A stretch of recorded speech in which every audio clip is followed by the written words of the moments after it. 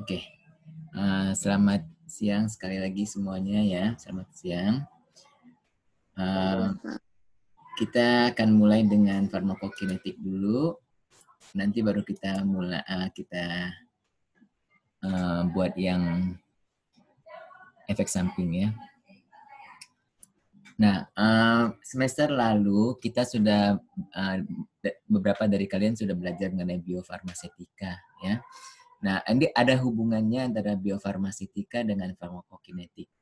Karena jadi dari farmakologi, farmakokinetik, biofarmasetika itu ada hubungannya. Nah, farmakologi kan lebih luas ya, dan farmakokinetiknya cuma kulit-kulitnya aja ya. Kemudian kalau yang farmakokinetik ini dia lebih banyak sekarang kita akan lebih banyak belajar mengenai perhitungan ya. Perhitungan-perhitungan dengan menggunakan prinsip-prinsip farmakokinetik. Nah, kita akan belajar untuk menghitung bagaimana menghitung konsentrasi misalnya obat di dalam darah, dan kalau kita mau mengubah dosis bagaimana caranya ya. Jadi bagi yang suka hitung-hitungan, kalian mesti uh, tentunya suka dengan pelajaran ini. Tapi yang nggak suka hitung-hitungan, ya minta maaf lah ya. Jadi kalian betul-betul harus mengerti ini. Karena tanpa pengertian ini, nanti kalian akan menjadi sukar. Ya.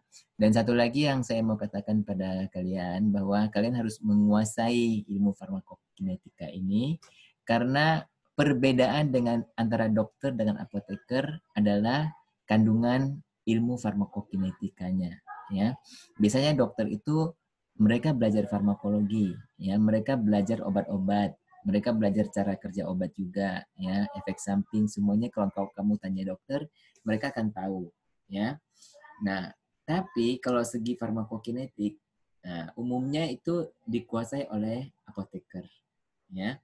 Itu ranahnya apoteker ya. Jadi misalnya kalau kita jadi apoteker di rumah sakit ya, kalau kamu rajin untuk menghitung dosis dan sebagainya ya, pengubahan dosis, biasanya dokter akan serahkan kepada apoteker ya, karena dokter ini biasanya nggak suka hitung-hitungan ya, mereka nggak suka hitung-hitungan ya, kecuali kalau hitung duit mungkin suka lah ya. Kalau hitung-hitungan dosis mungkin mereka nggak suka ya. Nah, apoteker suka, dan kita juga dapat menjadi trainer bagi para perawat dalam hal ini ya, karena perawat di dalam tugasnya itu sering harus hitung-hitung kan ya.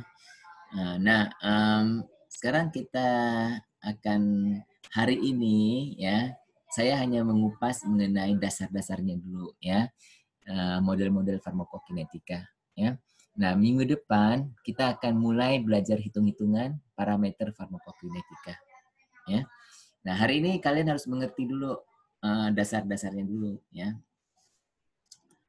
Jadi seperti kalau biofarmasetika juga menggunakan dasar farmakokinetika ini ya, tapi dia lebih dihubungkan dengan dengan formulasi obat ya, lebih dihubungkan dengan formulasi obat, pengantaran obat, absorpsi ya, biofarma apa namanya itu, bioavailabilitas ya, BI.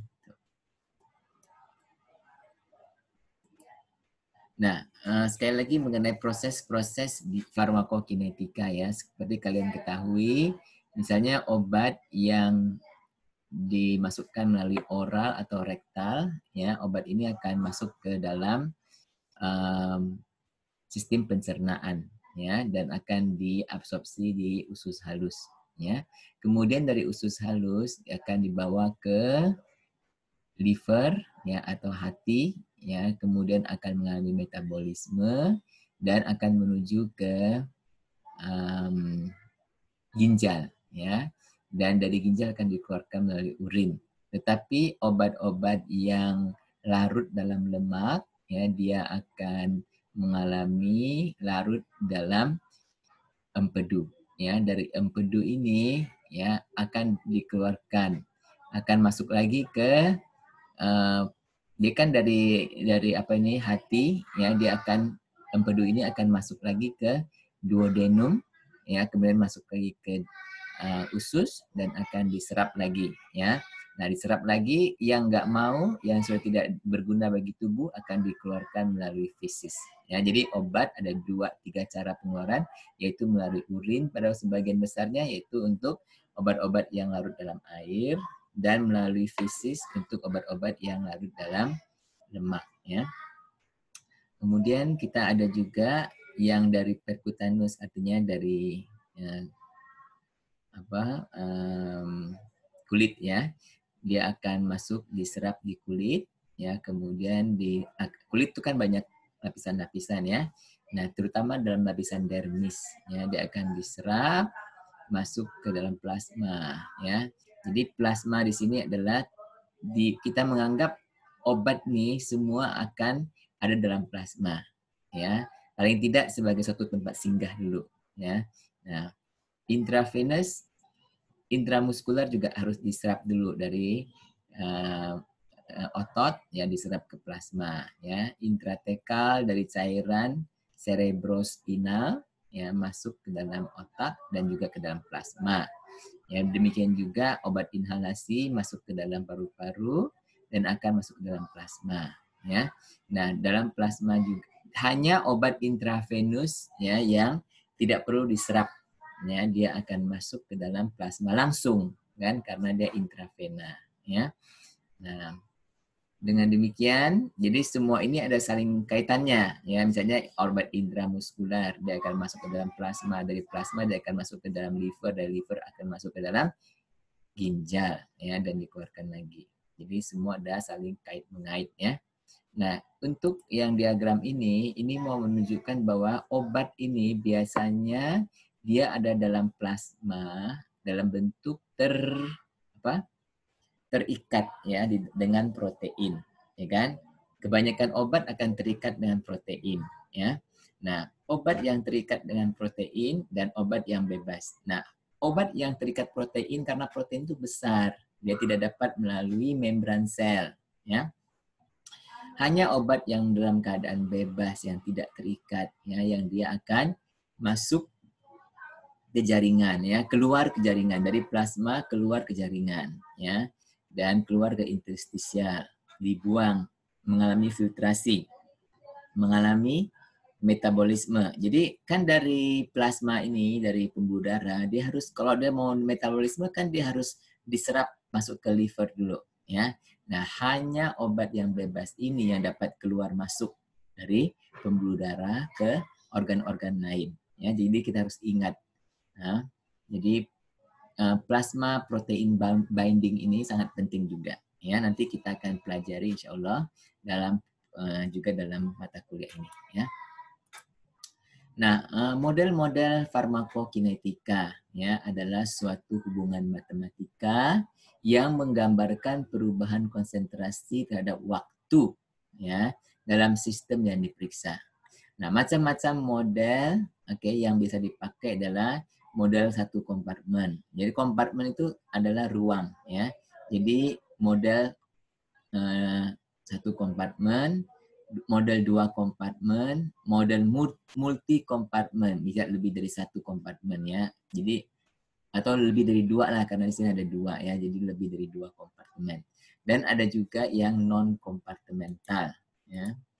Nah, model satu kompartemen. Nanti setelah ini saya akan tanya kalian apa kalian mengerti atau tidak, ya. Model satu kompartemen. Jadi saya tadi sudah mengatakan bahwa kompartemen ini adalah semacam ruang, ya. Kalau kalian naik kereta kan, kalau naik kereta nggak tahu kalau sekarang, ya. Kalau naik kereta itu, kalau terutama kereta yang malam, dia ada kompartemen. Kalau kereta itu kan ada kompartemen, ya. Seperti ruang-ruang gitu, ya. Kompartemen biasanya 4 orang atau berapa orang duduk satu kompartemen. Itu yang kelas 1, ya, atau kelas berapa itu, ya. Nah, kompartemen. Jadi model satu kompartemen, ya, atau satu ruang, ini pembuluh darah, ya, ini pembuluh darah nih, ya, dianggap sebagai suatu bejana. Jadi kalau kita obat ini masuk, ya, obat disuntikan secara IV, dia kan langsung masuk ke dalam darah nih, ya, pembuluh darah. Kalau obat ini masuk secara oral, dia harus diabsorpsi dulu, ya. Nah, tapi ujung-ujungnya dia akan masuk ke dalam pembuluh darah. Ya, nanti setelah diabsorpsi dia akan masuk ke pembuluh darah. Ya, nah di pembuluh darah ini kita anggap obat ini homogen ya di pembuluh darah ini ya sebagai satu bejana ya. Nah dari sini dia akan mengalami metabolisme dan mengalami eliminasi. Jadi eliminasi di sini termasuk metabolisme di dalam liver dan juga di dalam eliminasi melalui ginjal. Ya. Kemudian kalau ini masih model satu kompartemen ya, masih model satu kompartemen. Kalau kita memberikan obat suntikan secara IV, ya bolus. Bolus itu artinya apa ya? Bolus itu artinya dia diberikan langsung secara cepat. Ya, misalnya kamu memberikan obat suntikan secara cepat, ya dia akan namanya bolus, ya. Nah, bolus ini kalau kita gambarkan kurvanya, ya kita gambarkan kurvanya. Jadi kalau misalnya pada baru diberikan nih dia akan tinggi kan, ya kemudian dia akan rendah. Kurvanya ini ya mengikuti cekungan seperti ini, ya cekungan ya. Ini kalau kita memakai kertas biasa, ya memakai kertas biasa, ininya konsentrasinya itu diplot seperti biasa ya, yang A ini yang kita plot apa adanya. Ya, kita dapatkan konsentrasi sekian, kita plot dia. Hasilnya akan seperti ini. Ya. Tapi kalau yang B ini dia lain. Ya, dia adalah sama sebenarnya dua ini sama, cuman di sini nilai-nilainya ini, misalnya di sini 10, di sini 20, 30 ya. Nah, ini kita log dulu. Kita ciptakan logaritma dulu ya. Nah, kalau kita buat logaritma ya nanti dia akan berbentuk kurvanya ini akan berbentuk garis lurus ya. Maka nanti ya kalian akan belajar mengenai linear non linear ya. Nah, ini akan membentuk satu garis lurus yang kita sebut juga linear ya. Nah, jadi ini sebenarnya dua kurva ini sama nih ya, cuman yang satu diplot pada pakai kertas biasa, satu lagi diplot dengan kertas logaritma. Sebenarnya ada nih kertas logaritma ya. Atau kalau kita nggak ada kertas logaritma, kita convert ya. Semua ini kita ubah dulu jadi logaritma, baru kita plotkan. Ya, nanti dapatnya adalah garis lurus. Nah, sekarang model 2 kompartemen. Model 2 kompartemen ya. Jadi kalau obat ini masuk, dia akan masuk ke pembuluh darah ya. Nah, pembuluh darah ini disebut kompartemen sentral ya, kompartemen pusat atau sentral ya.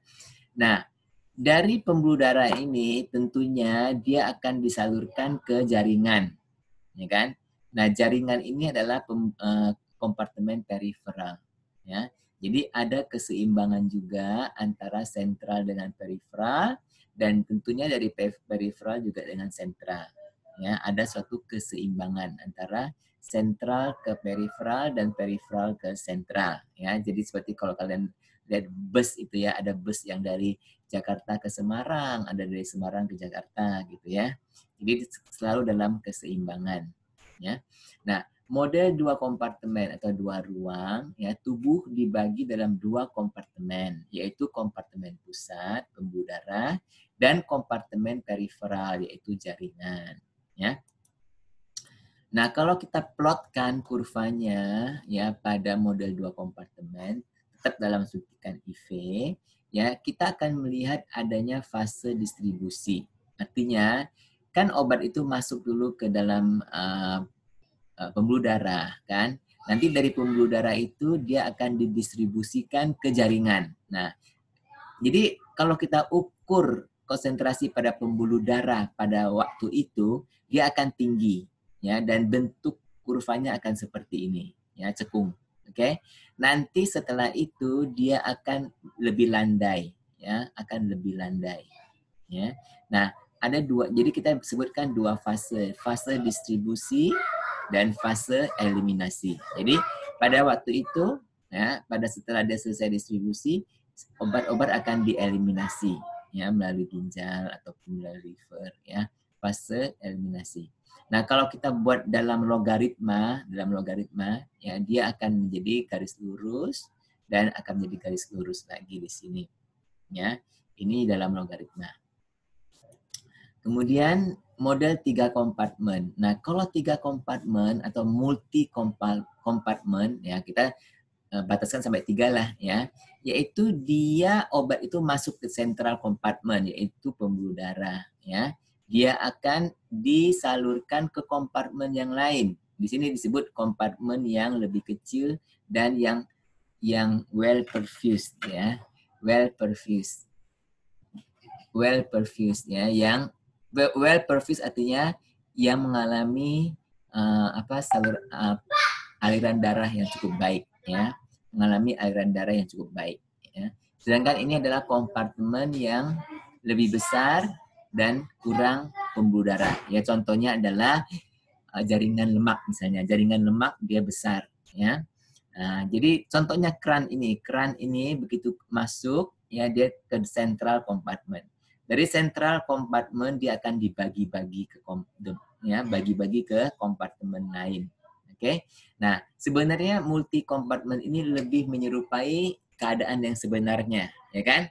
Kalau kita misalnya disuntik obat antibiotik ya, antibiotik misalnya tujuannya itu kan bukan di darah, misalnya ya yang kena infeksi itu saluran kemih ya. Jadi saluran kemih itu kan di saluran kemih ya, di uretra ya. Jadi itu si obat ini harus masuk ke uretra kan. Jadi dia taruhlah uretra itu ini sini ya. Dia harus masuk ke uretra. Tetapi pada saat yang sama kita nggak bisa oke, obat kamu masuk ke uretra aja ya, jangan masuk ke tempat lain, nggak bisa kan? Dia tetap akan dibawa ke jaringan-jaringan lain. Ya, jadi dengan demikian konsentrasi obat ini akan dibagi. Ada di darah, ada dalam jaringan lain. Ya. Sedangkan yang kita betul-betul mau adalah jaringan yang tempat dia harus bekerja yang kita mau, ya, tempat yang sakit, kan? Ya. Nah itu dalam model 3 kompartemen. Sedangkan ada juga model non-kompartemen. Ya. Non-kompartemen itu diasumsikan bahwa semua obat dan metabolitnya mengikuti first order kinetic. Ya. Kinetika tingkat pertama. First order kinetic. Oke. Contohnya penggunaan luas area under the curve. Ini area under the curve. Jadi setelah obat diberikan secara oral atau secara oral ataupun secara infus ya, dia sama nih ya, dia akan naik ya, kemudian akan turun. Nah, jadi kemudian kita plotkan ini di dalam kurva ini ya. Setelah itu kita hitung luasnya ya dengan matematika ya, luas trapesiumnya ini. Oke. Nah, yang kita sebut AUC ya, AUC. AUC inilah kalau kita pakai model AUC ini itu namanya model non kompartemen. Karena kita nggak membedakan antara dia ada distribusi kah, dia nggak ada distribusi kah. Yang penting kita mau tahu berapa sih konsentrasinya ya yang di bawah kurva ini ya. Jadi yang ini disebut non kompartemen. Oke. Nah, sebelum saya masuk ke kinetik linear non-linear, ya, saya mau tanya dulu pada kalian, apakah kalian memahami apa yang saya jelaskan tadi? Ngerti nggak? Halo, teman-teman. Cukup, Pak. Nanti diulang lagi recordnya. Apanya? Lumayan, Pak. Hah? Lumayan, Pak. Ada paham. Nah, ya, jadi antara satu kompartemen, 2 kompartemen, 3 kompartemen, ya. Iya, Pak. Ya. Jadi, tapi mana yang lebih gampang? 1 kompartemen atau 2 kompartemen atau 3 kompartemen? 1, Pak. 1. Satu doang, Pak. Ya, 1 kompartemen lebih gampang. Ya, jadi dianggap pembuluh darah itu sebagai 1 kompartemen aja, ya. Dan kita nggak mau tahu dia sampai ke jaringan atau nggak sampai ke jaringan, ya. Nah, itu nanti dalam perhitungan kinetik seterusnya, ya, banyak kita akan menggunakan 1 kompartemen karena ini adalah lebih gampang, ya. Nah, karena kita bukan ahli matematik, ya. Kalau kita pakai kompartemennya, kalau dalam orang yang buat S3 atau apa ya, mungkin dia akan menghitung 2 kompartemen, 3 kompartemen gitu ya. Tapi kalau untuk apoteker di rumah sakit, ya biasanya kita hanya memakai 1 kompartemen. Ya, kita mau yang cepat, yang lebih gampang, yang lebih simple, ya, gitu. Oke, ada lagi pertanyaan nggak?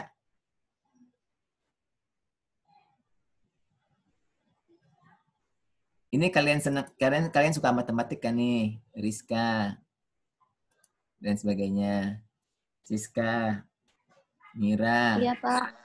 Nah, ini ya kalian harus betul-betul menghitung sendiri ya, jangan nyontek. Kalau nanti ada tugas ya, mulai Iya, minggu Pak. mulai minggu depan saya akan kasih tugas ya.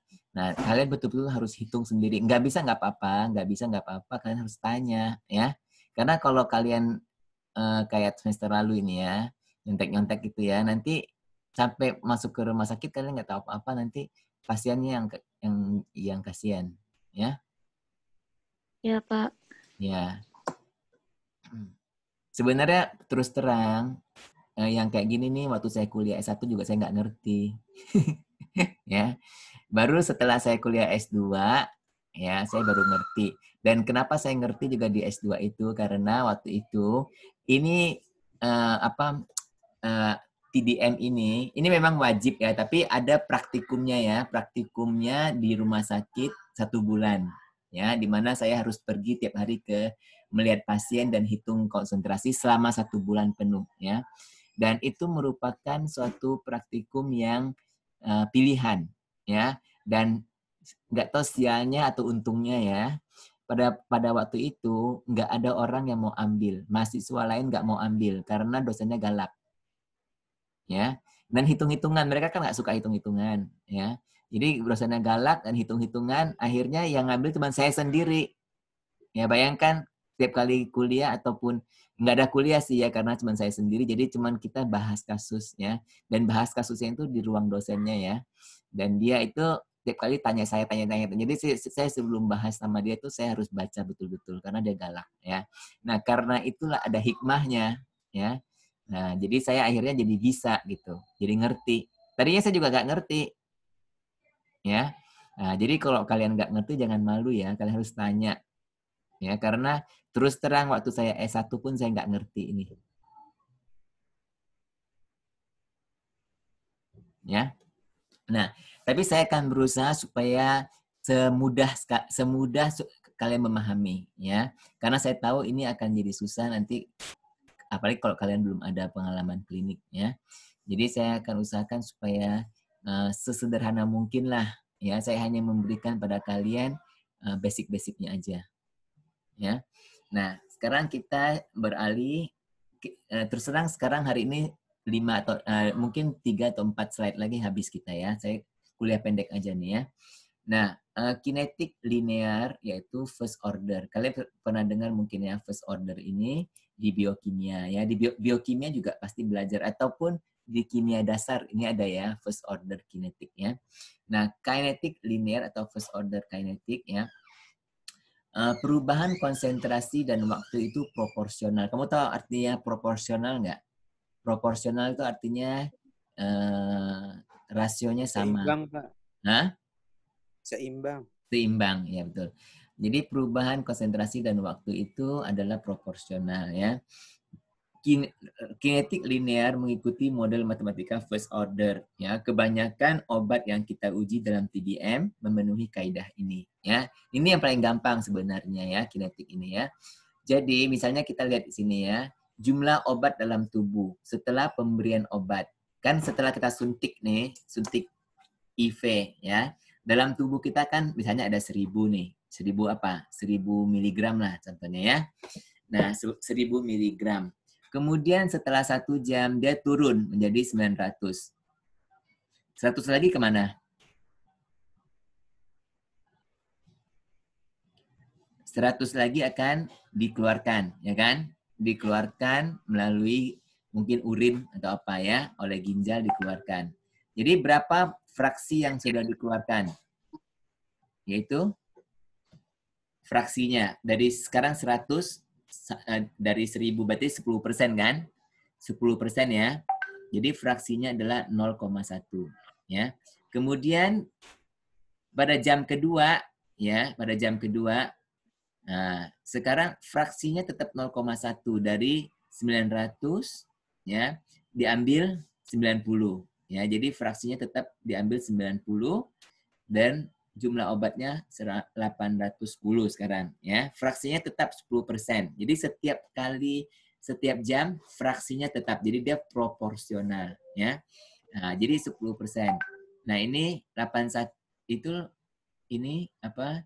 10% dari dari 810 kan 81 ya. Jadi dia akhirnya di 729 dan seterusnya sampai 59 ya. Nah, ini sudah azan. Nanti kita habiskan dulu ini ya beberapa menit ya. Baru kalian sholat ya. Ya. Iya, Pak. Ya bentar. Ya, Pak. Ya. Mungkin 5 menit Iya, lagi Pak. kita bisa habis baru nanti kita istirahat untuk sholat ya.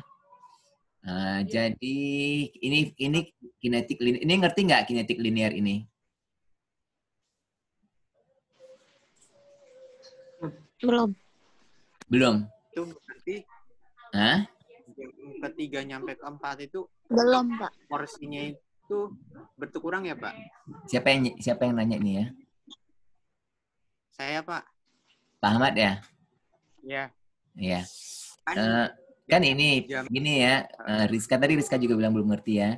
Jadi dia umpama yang pertama nih 1000 dimasukkan. Jadi 1 jam 10%-nya udah dikeluarkan 10%. Jadi dia jadi 100 udah keluar, tinggal 900. Betul dong, ya. Kemudian 1 jam berikutnya 10% keluar lagi. 10% dari mana? 10% dari 900, ya kan? Nah, 10% dari 900 itu kan 90. Ya, 90 keluar. Jadi 900 kurang 90 sekarang jadi 810, ya. Betul ya? Ya, Pak. Nah, terus Pak, itu berarti selalu berkurang ya? ya, 0,1%. selalu berkurang kan kalau misalnya obat masuk dalam tubuh kita, dia akan selalu berkurang ya. Dalam setiap jam selalu berkurang. Kecuali nanti kalau kita minum obat lagi, ya. Berkurangnya pasti 10% gitu ya, Pak? Enggak, ini kan contoh aja. Contoh aja ya. Dia bisa kurang dari itu, bisa lebih dari itu. Ya, ini hanya contoh aja, contoh ya. Contoh kalau kita ambil yang paling gampang 10%. Ya, ini kan paham, Pak. Hah? Paham ya? Pak. Ya. Jadi dia akan semakin berkurang sesuai dengan presentasinya. Tetapi perkurangannya itu berbeda ya. Makin lama makin dikit, makin lama makin dikit ya. Maksudnya yang tadinya kan 100, 90, 81, 73, 66, 59. Jadi semakin sedikit konsentrasinya, yang dieliminasi juga semakin dikit. Ya. Ya. Nah, ini Pak, mau tanya dulu, Pak. Kalau misalnya kita mengetahui persen berkurangnya itu dari mana ya, Pak? Ini kan contohnya 0,1. Ya. Nah, kalau misalkan dari mana ya, nanti ya bukan sekarang tapi minggu depan lagi kamu akan melihat ya. Kalau kamu di lab ya, kamu bisa buat ini kan, waktu setelah pemberian, terus kamu 1 jam, 2 jam, 3 jam, 4 jam gitu kan, kamu ambil. Nanti dari sini kan kamu akan uji secara kimia ya, berapa ininya konsentrasinya. Nanti kamu ketahuan, oh ternyata fraksinya 10% ya. Jadi ada obat yang fraksinya 10%, ada obat yang fraksinya 15, ada yang 5 ya, tergantung ya. Nah, inilah nanti yang akan menentukan half life itu, waktu paruh ya. Seperti ini, dari 1000 sampai 500. Kira-kira berapa jam? Dari 1000 sampai 500. Kan ini ya, di sini ya. 6 jam aja baru 5.530 kan? Mungkin 6,5 jam atau 7 jam ya, baru ya. 7 jam mungkin ya. Baru sampai. Jadi waktu paruhnya itu sekitar 7 jam nih. Ya. Tapi yang ini saya hanya mau kalian mengerti dulu apa sih kinetik linear ini ya. Nah, kemudian kalau kita plotkan dia di dalam kurva ya, dia akan menjadi seperti ini. Ya, dari yang kan tadi kan 1000 terus menjadi ini, jadi ini. Jadi dia itu kalau kita plot apa adanya konsentrasi, dia akan kurva ya. Dan yang 50% di sini ya, half life 50%. Dia mencapai 50% di sini gitu. ya. Nah, jadi kalau kalian lihat dari 150 tengah sini, tapi di sininya dia nggak sampai, bukan di sini tapi di sini, ya, karena semakin lama dia semakin landai, ya, semakin lambat. Oke. Kalau kita plotkan, jadi yang konsentrasi di sini nih, ya, kita plotkan dia dengan logaritma, ya, dengan logaritma. Nah, nanti dia akan seperti ini. Ini dengan kertas logaritma, ya, dia akan menjadi garis lurus, ya. Kalau dia udah garis lurus, kita bisa tentukan dia half life-nya, ya. Half life-nya 1 kali half life, 2 kali half life dan sebagainya, ya. Nah, seterusnya adalah perhitungan first order, ya. Nanti ini kalian nggak usah hafalin deh, ya. Cuman kalian tahu aja bahwa ini ada perhitungannya, yaitu yang menggunakan ln. Kalian tahu apa ln kan? Ya, jadi first order kinetic ini konsentrasi dia, konsentrasi sekarang, ya, sama dengan konsentrasi pada waktu 0. Pada waktu 0 tuh konsentrasi asal, ya, dikalikan dengan E pangkat min KT, ya, KT, min KT. Nanti dia akan jadikan dengan logaritma. Dia ini memakai apa ini namanya, ya? Integral. Kamu ingat nggak integral, ya? Jadi dia diintegrasikan. Ini diintegrasikan, hasilnya adalah ln, ya. Ln A sama dengan ln A min KT. Tapi ini nggak usah kalian pelajarin dulu, nanti kita ada minggu depan, ya. Minggu depan, ya. Sekarang kalian hanya tahu aja apa dulu first order, ya.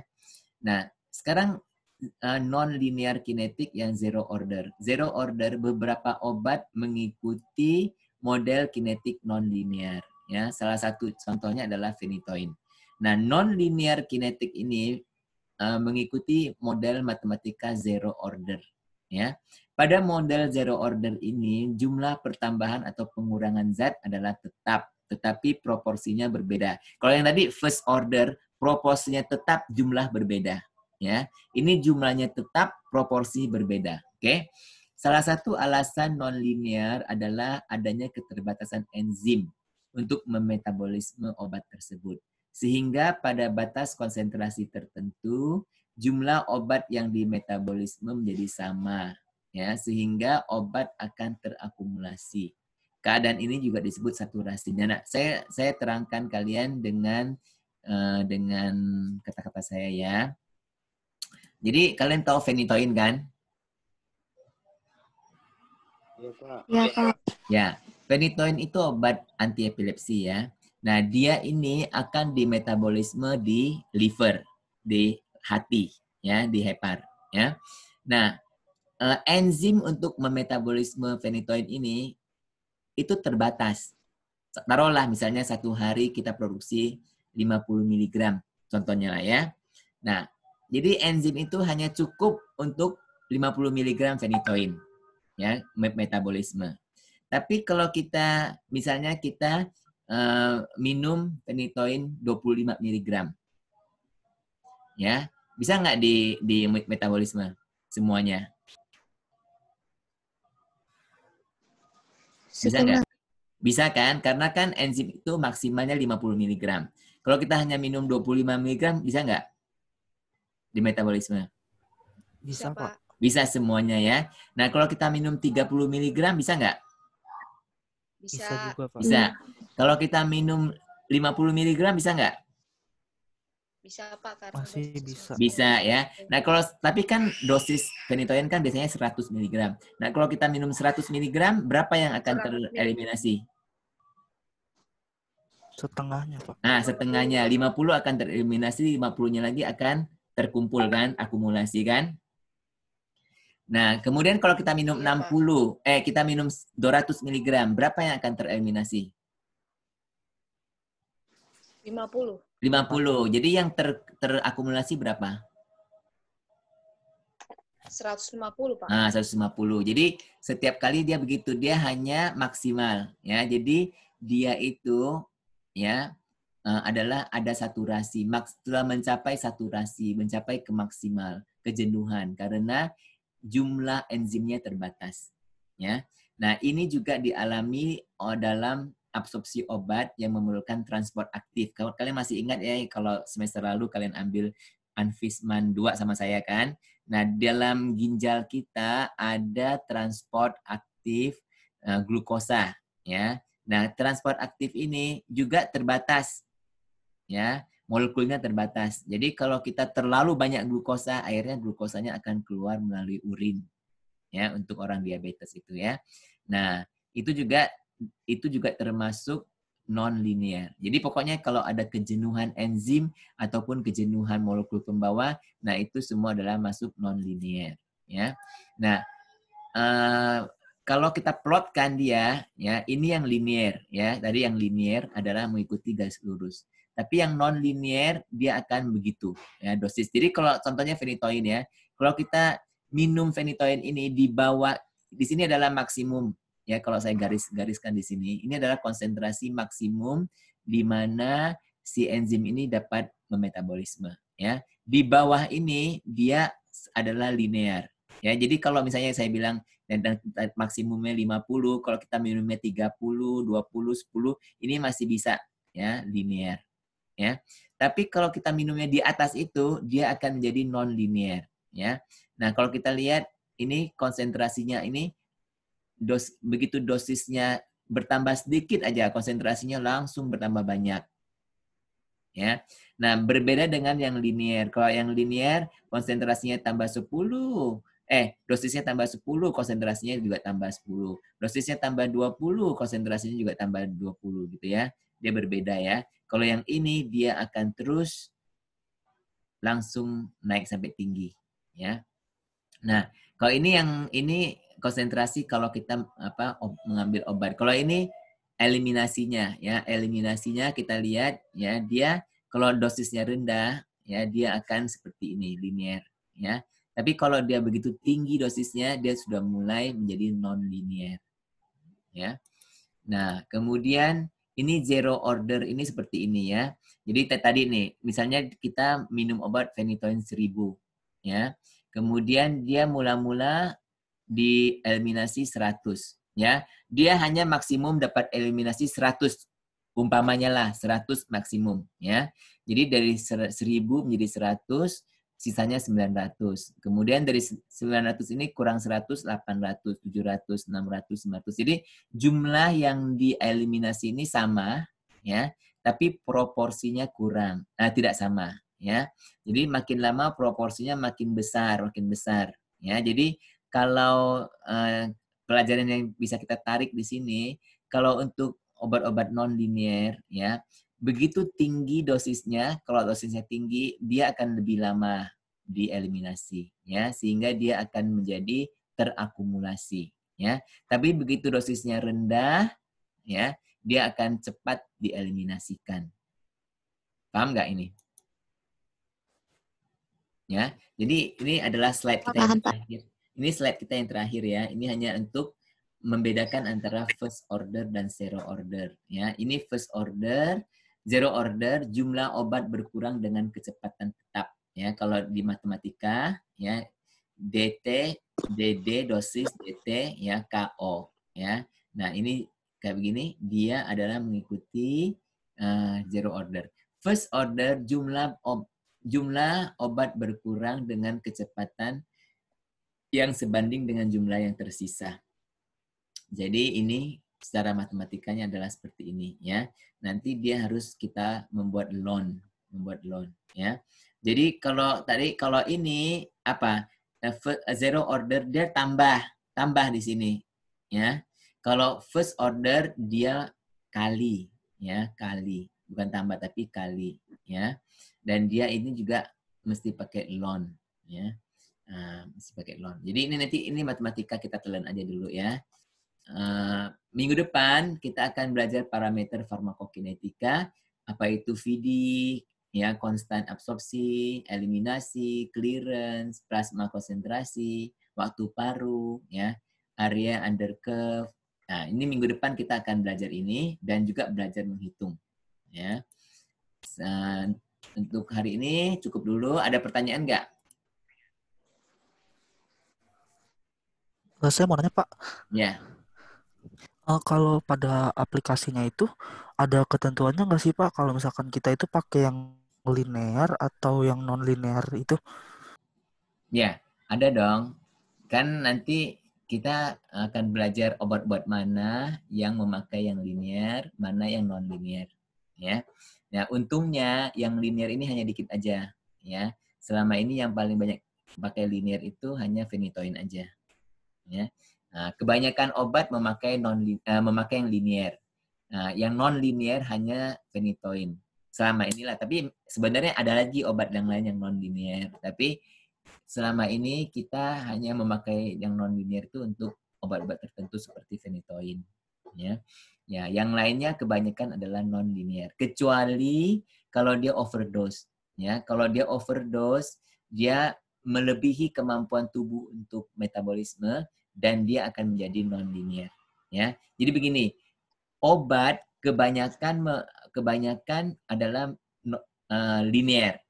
Kecuali kalau dia overdose. Kalau dia overdose, kebanyakan obat yang overdose itu adalah non-linear. Ya. Gitu.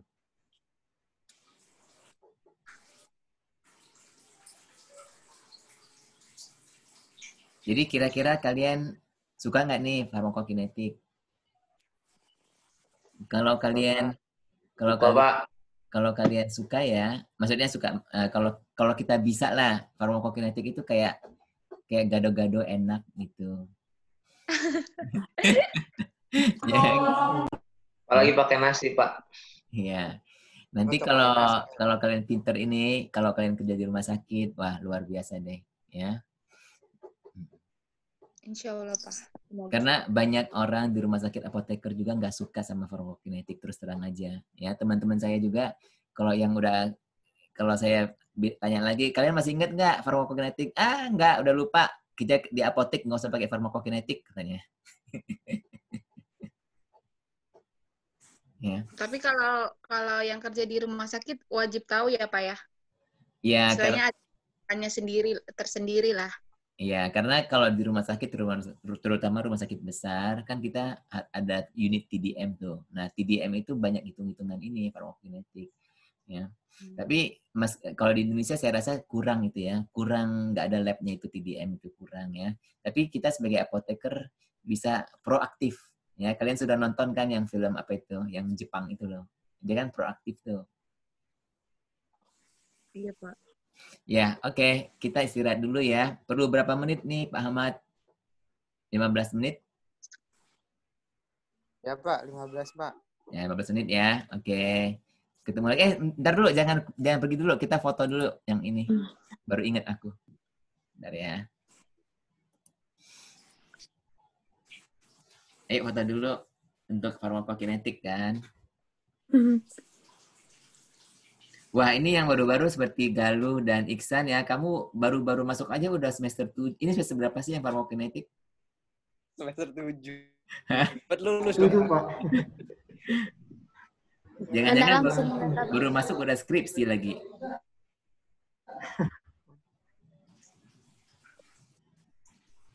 Satu, dua. Aep. Ini ya screen-nya kamu dikitin lagi, nggak proporsional itu kamu punya ini.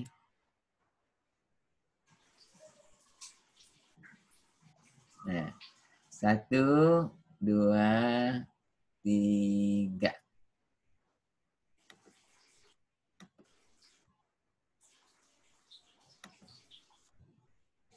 Siapa ini? Sida, mohon maaf, izin masih kerja.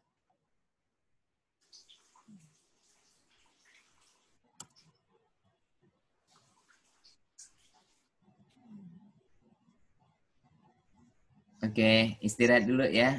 Nanti pakai yang sama lagi aja untuk masuk lagi ya. Bisa ya? Iya, Pak. Ya. Saya off dulu.